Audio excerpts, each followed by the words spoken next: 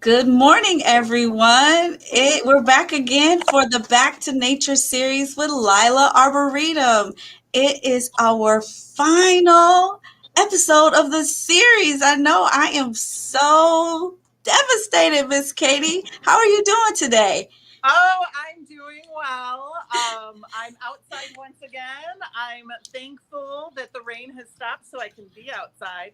But I'm even more thankful that we had the rain last night. So it's Yes, been it really goes good for perfectly with yesterday. your topic, right? Yes, yes. What are you I should talking have about planned this today? earlier in the month, I think, so that we would have gotten the rain sooner. So tell us a little bit about what you're talking about today. Yeah, so continuing with our theme, we've talked about flowers and pollinators and how they benefit the flowers. Last week we talked about sun and how it's in different positions in the sky. That helps our flowers to grow and a crucial element of plants Mhm. growth. And today we're going to talk about rain and water and how that helps our plants to grow as well and what that cycle looks like. Awesome. Now, I do want to say that we are streaming live. So if you have any questions for Miss Katy, please feel free to leave them in the comments and we will answer them at the end of the program. So, Miss Katy, I am going to get in the background and monitor the comments and hand it over to you. Perfect. Thank you so much. All right, welcome once again to the Kaleidoscope Garden at Leila Arboretum. A little bit humid out here this morning as we just had some nice, healthy rain that will help our plants to grow. Boy, were our flowers getting thirsty out here. So we are super happy that that rain came falling down. And it was perfect timing too, because that's actually what I wanted to chat with you guys about today. Um, we have a lot of things that plants need to grow and things that are helping our plants. But understanding that water and where it comes from out in nature, because if we were walking through a woods or a meadow, we would not be seeing people out there with watering cans out there making sure all those plants get water, would we? Instead, that water has to come out from nature, and so let's think a little bit about where we see water in nature. Okay, um, when we're walking around, maybe in our yard, on our neighborhood, you might get a chance to stomp in some muddy puddles, right? If you enjoy doing that, you're probably really good at finding that water source. But those puddles are just collections of raindrops that fell, right? And that water, once it's in that puddle, it'll either seep down into the ground, or if it's a hot day like it's been the last week, that water will actually go up into the sky. Okay. Um, Water, when it's down in a puddle or on a lake or in the ocean, even, water's going to sit there and it's just going to kind of collect in these places. When it's warm out, that water is going to evaporate, which is a fancy word for transforming from that liquid state that flows. Okay, so it goes from that lake or that river, that flowing water, up into the air. It's going to become a steam, if you will. It's going to be our humidity, is another word you might have heard. We can feel humidity in the air. When we've got a lot of moisture in the air, a lot of water in the air, we can feel it. Um, if you've ever, let's see here, if you've ever been swimming in a swimming pool, like indoors, maybe in a hotel, or maybe you went to the Y and you walked into that swimming pool area and it was nice and warm in there, and all of a sudden you took a breath and oh, it just felt different. It was thicker air, maybe. The you might have felt a little bit sticky. That's because of all the humidity in the air. I also notice it. Maybe if you run into a bathroom after your parents took a shower, a lot of steam is in the air. That's just humidity as well. Okay. When humidity gets into the air, when that water gets up into the air, that's called evaporation. Okay. So water is in a lake or a pool. These are my waves. Then it evaporates up into the air. What's going to happen next is that water, all that humidity, all those water droplets out there are going to condense. Okay, they're going to come together. Okay, we call that condensation, condense. And they'll condense into little droplets. Okay, and we can see those droplets. When we see them up in the sky, we see them as big puffy clouds. Okay, clouds are just groups of water droplets all grouped together in that white cloud. Okay, it's just made up of all sorts of moisture. We also have we can also see it like on if you had a water bottle or a glass maybe with some ice in it. Sometimes you see water dripping down the sides. That's another example of that water condensing. So it's taking the water in the air around us and it's actually coming into larger droplets. It's coming together, condensing into droplets on that cold water bottle or cup that you have. After that water condenses into a cloud, it's going to rain down. In the summertime, I guess, it will rain down. In the wintertime, it comes down as something else. Do you know what it might come down as instead in the wintertime? That's right, snow, absolutely. So when it comes down, if it's snow, if it's rain, or if it's ice, maybe some ice drops coming down, hail is another word you might hear, coming down from the sky. We refer to that as precipitation. That's a fancy word you might hear on the Weather Channel, okay? Precipitation. So we've got water in our lakes, right? It evaporates up into the air, condenses into a cloud, and then it precipitates down as rain, and it helps to give our garden some moisture. Now, if you want to do a little experiment at home, you certainly can. And a fun way to actually see that water cycle happen before your eyes is to use some simple tools. I've got just a Ziploc bag here. You'll also need a piece of tape or something to attach it. We're going to put it up in a window eventually.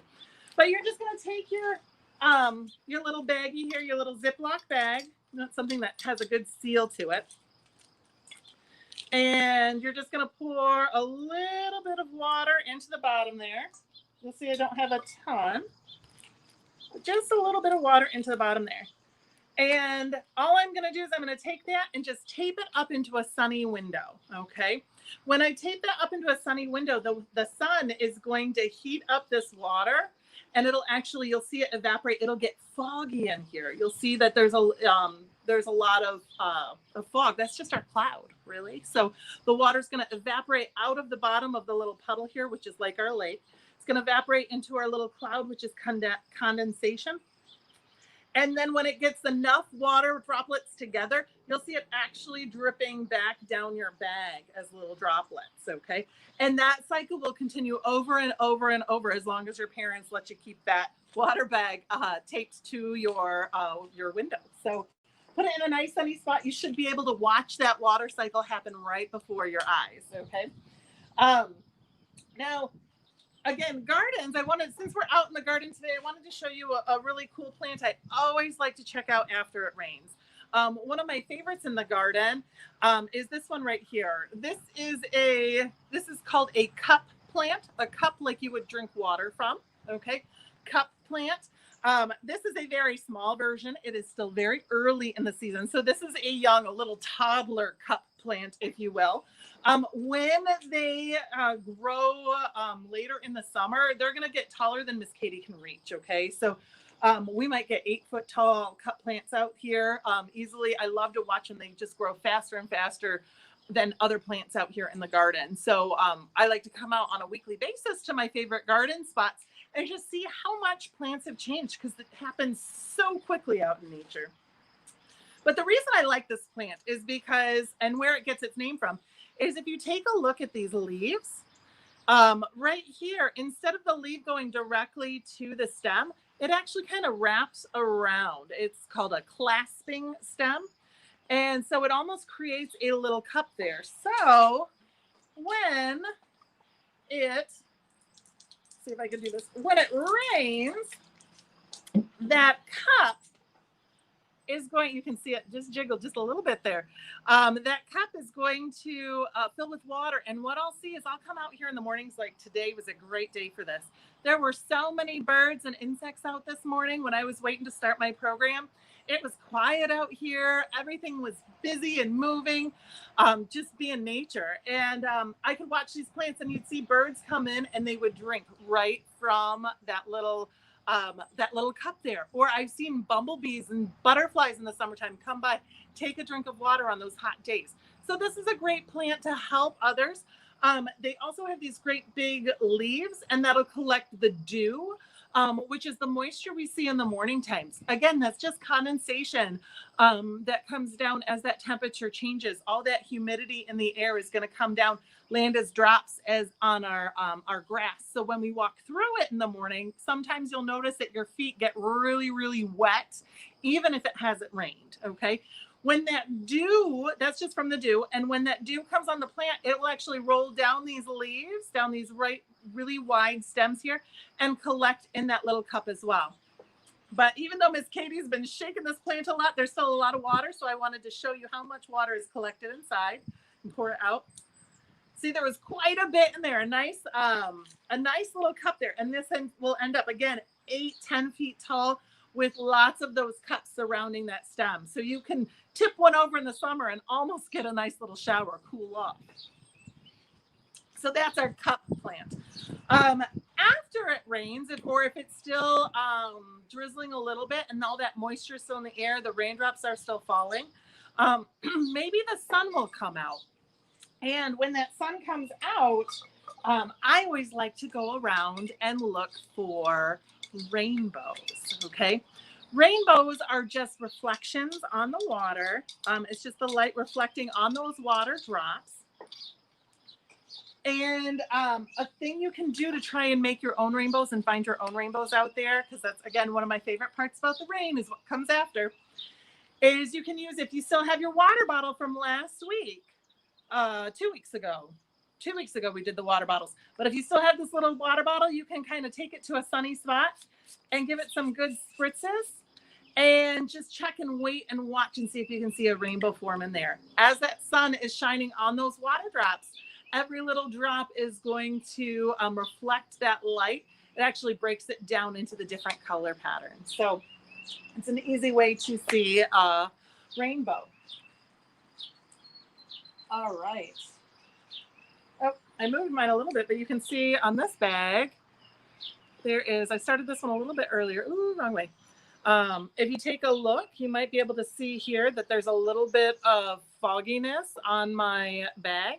That fogginess, again, is due to that evaporation. It's starting to collect on the side of the bag and will run down that bag. So it's just in a nice, warm enough spot, I guess. All right.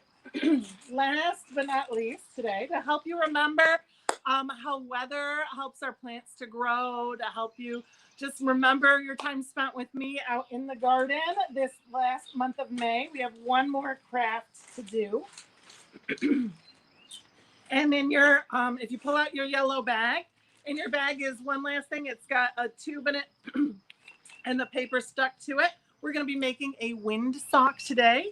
And our wind sock has some parts that you can color to it. I've already colored mine because I took a little bit of time to do so. But you can color these with either crayons or a marker.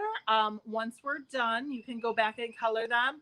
Or you can watch this demonstration and then color and do the whole thing all at once. That's totally up to you.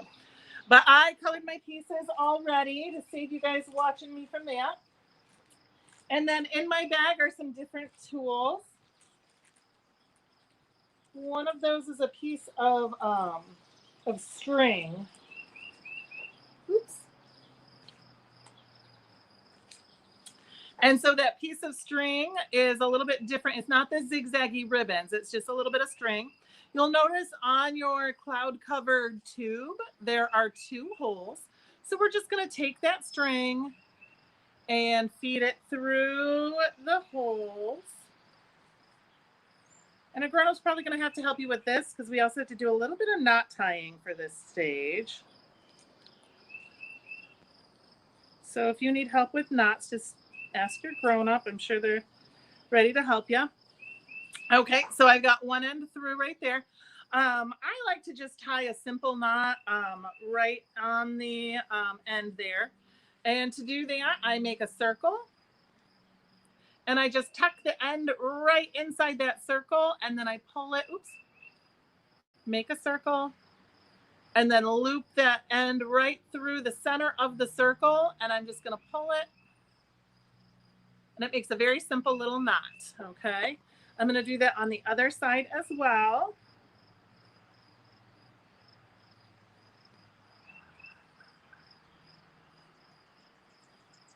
So I've looped it, I've stuck it through the hole in the tube.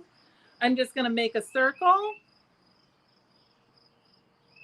And then again, just kind of fold that right through the center of the circle and then pull it tight. And then that gives me something I can hang that on right there. If you're going to put it outside to really blow in the wind, you can have it as a decoration, or you can put it outside to really check the wind. Another trick you can do is actually putting another one of those simple knots right up at the top there. And that'll allow it to attach a little bit snugger so it holds place. So it gives you a little hanging loop on there. Just like that. All right. Next is we're going to attach our sun to our clouds. Okay. And to do that, you should have a bunch of these foamy, they're like foam sticky stickers. And they peel on both sides. So you're just going to remove the backing on one of them. And I'm going to place it right on the back of my sunshine down at the bottom. Just like there. And then I'm going to peel off the backing on this one too. Ooh. There we go. Keep track of my trash so I don't lose that in the garden. And then I'm just going to stick this right up to the top so that the sun is right over those clouds. Just like that. Okay. Very cute. You guys are doing a great job. All right. Next, inside our bag, we should have about 7 more of those foam stickers and 7 pieces of colorful ribbon, these zigzag ribbons.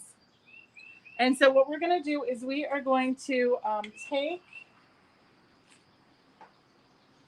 one of these sticky pads here and just peel off the end again. And then my trick is I like to start the second backing so that it's easier for me to reach once it's inside my tube. Otherwise, I have a hard time picking at it. So I'm going to put that part facing downward. And I'm just going to tuck it right inside my tube and lay it flat. And then I can push it with my finger without getting my finger all sticky. See? Right in there. Ooh, angle that right. There we go.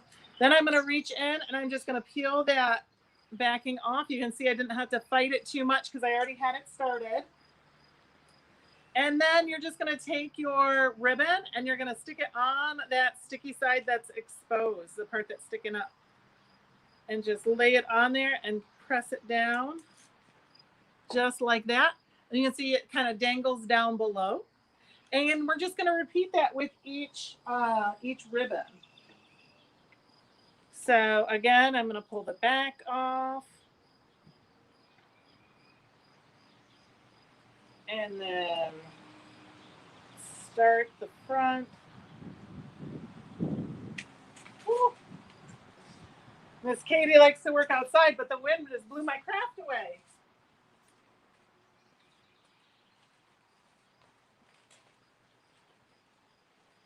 That wasn't very helpful. I said we often see the wind with rain and weather changes, which is one of the reasons why we selected this activity. And I'm going to just place that right in here.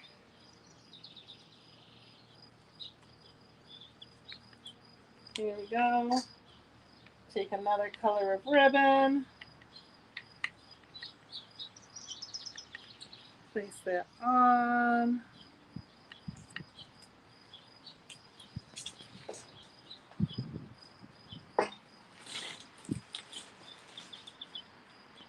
All right, just keep going through those steps. Pull one side off, start the back.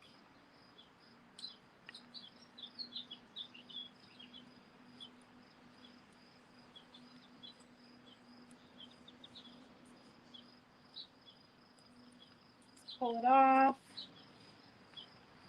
And you can follow the rainbow order. You can do it in your own pattern as well. Everyone's going to be a little bit different. That's one of the things I love about arts and crafts is they don't all have to look the same. Maybe you want your clouds to be different colors. You can color them any color you want. As long as you remember that all this weather is helping our plants to grow and that how the water cycle works. You can, when you look at this, you can remember that rainbows, like our rainbow streamers here, come after the rain. And you'll know that that's from that process of water in the lakes evaporating, condensing, and then falling back down.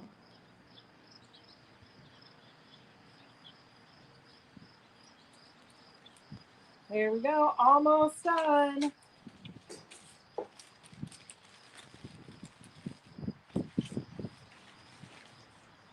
All right. So peel the back off.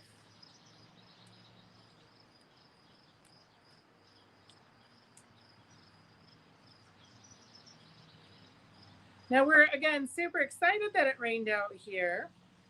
The rain that we got is helping our plants to grow. Well, not just flowers, but it's helping our vegetables grow too. And we just opened our farm stand yesterday here at Leila Arboretum. And we're selling things that we grow here in our greenhouse and out in our urban farm. So we've got some things like carrots and radishes for sale, lettuce and spinach. All need that rain too. Every one of those things, every plant needs a little bit of water, a little bit of rain. We've got that farm stand will be open Tuesdays and Thursdays through the summer from 9 until 5. And we accept all forms of payment, including WIC and EBT. So hope to see some of you out there. It's a great thing to do when you come visit me in the garden. I hope to see you guys out here. You can check out the Fantasy Forest and the Native Wildflower Garden. Oops. All right. We are almost all done.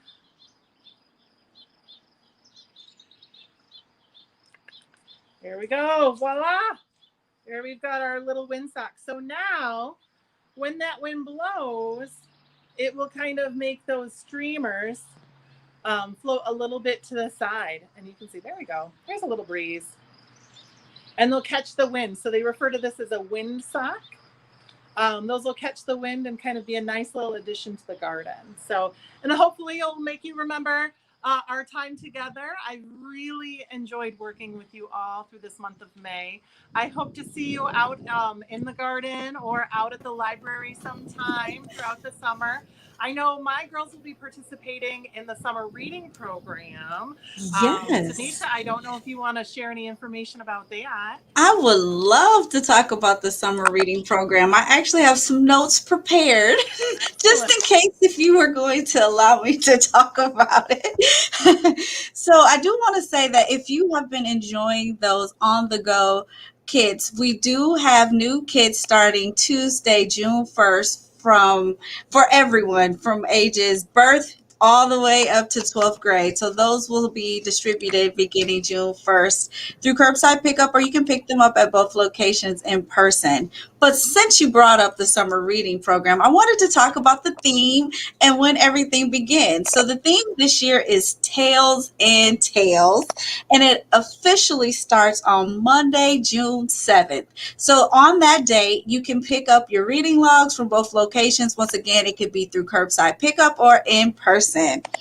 The logs will also be available on the website if you're unable to make it in. Later on that week, I'm super excited because we will have the summer reading kickoff, and this will be on Thursday, June 10th from 6 to 8 p.m. at the downtown Willard location.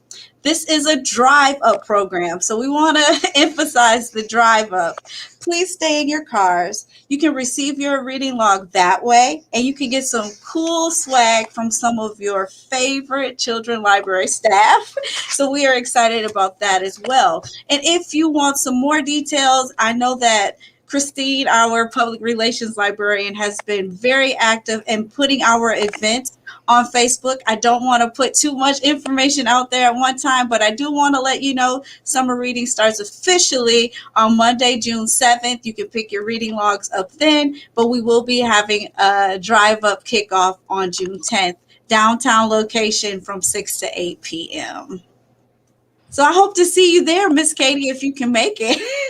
We're planning on it. So Awesome. thank you Awesome. so much. I want to say you've done an amazing job. Every activity that you've done, I've wanted to do it myself. So the windsock was no exception. You have done a great job, and I can't wait to do a series with you again soon. Absolutely. All right. Everyone, have a good day, and we will see you later. Bye. Bye.